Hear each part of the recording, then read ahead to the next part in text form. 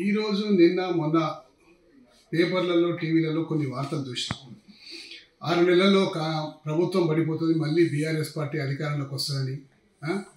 రేవంత్ రెడ్డి గారు సీఎం గారిని పరామర్శిస్తానికి పోతే ఒక సంవత్సరం మమ్మల్ని సీఎంగా ఉండమని చెప్పి బతిమాలుకున్నారని చెప్పేసి కొంతమంది పెద్దలు వాట్సాప్లలో స్టేటస్ పెట్టుకోవడం చాలా దురదృష్టకరం. ముఖ్యంగా ఏంటంటే ప్రజాస్వామ్యబద్ధంగా ఏర్పడే ప్రభుత్వానికి ఒక 6 నెలలు సమయం ఇవ్వాలి కుదురుకునే వరకు.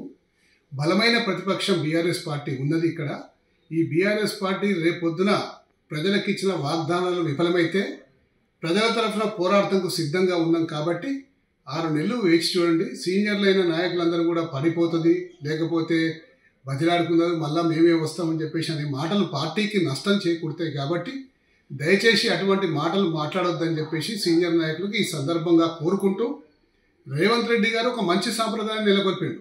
ఒక మాజీ ముఖ్యమంత్రి గారు దాఖల్లో ఉంటే పోయి పరామర్శించడం రాజకీయాల్లో ఒక మంచి సాంప్రదాయం, దాన్ని అప్రిషియేట్ చేయాలి.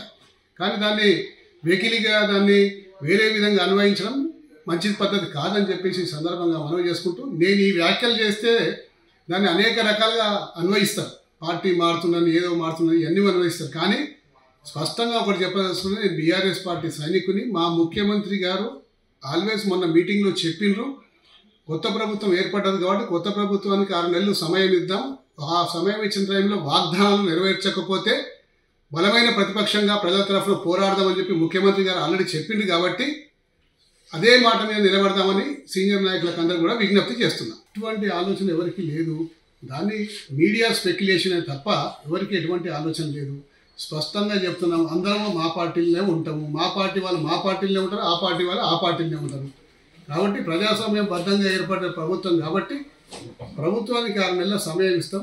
ఆ సమయంలో విఫలం అయిపోతే బలమైన ప్రతిపక్షంగా ముందుకు వస్తామన్న సంగతి ప్రజలకు ఈ సందర్భంగా మనం చేసుకుంటాం. గ్రేటర్ హైదరాబాద్లో బీఆర్ఎస్ పార్టీ పాత్ర ఏ విధంగా ఉండబోతుంది? చెప్పినగా ఏ వాగ్దానం అయితే చేసిందో ఆ వాగ్దానం నెరవేర్చడంలో విఫలమైతే మేము ప్రజల తరఫున పోరాడతాం, ఖచ్చితంగా ప్రభుత్వాన్ని నిలదీస్తాం. అంతేగాని ఏదో మా ప్రభుత్వం వస్తుంది, లేకపోతే 6 నెలలు పడిపోతుంది, లేకపోతే హాస్పిటల్ పోయి పరామర్శిస్తే బతిలాడుకున్నదని చెప్పేసి ఇటువంటి చిల్లర వ్యాఖ్యలు చేయం. ఇవాళ చంద్రబాబు నాయుడు గారు వచ్చిండ్రు, రేవంత్ రెడ్డి గారు వచ్చిండ్రు, చిరంజీవి గారు వచ్చిండ్రు, అందరినీ అప్రిషియేట్ చేస్తున్నారు. రాజకీయాల్లో ఒక ఉన్నత విలువలు, మంచి సాంప్రదాయాలు నెలకొల్పే ప్రయత్నం వారు చేసేందుకు వారు వచ్చినందుకు నేను చాలా సంతోషంగా ఉంది. మంచి సాంప్రదాయాలు నెలకొల్పాలి, ఇదే విధంగా రాజకీయాలు ఉండాలి. రాజకీయాలు అంటే శత్రువు కాదండి, ప్రత్యర్థులు ఉంది.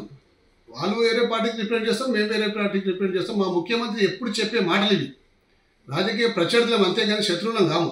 కానీ దాన్ని వేరే విధంగా అన్వయించడం కరెక్ట్ కాదని ఈ సందర్భంగా మనం చేసుకుంటాం. సరే, ఎందుకు అధికారానికి దూరమైంది అనుకుంటారు సిచ్యువేషన్? అసలు మీరు ఎన్నో కారణాలు ఉంటాయి. అధికారానికి దూరం కావడం వల్ల ఎన్నో కారణాలు ఉంటాయి. కాబట్టి ఆ కారణాలు అన్ని కూడా విశ్లేషించుకొని అంతర్గత విషయాలను మేము రాబోయే రోజుల్లో ఆ విశ్లేషించుకొని జరిగిన పొరపాట్లు మళ్ళీ జరగకుండా ప్రజల ముందుకు బలంగా వస్తాం, ప్రజా సమస్యలతోటి పోరాడతాం.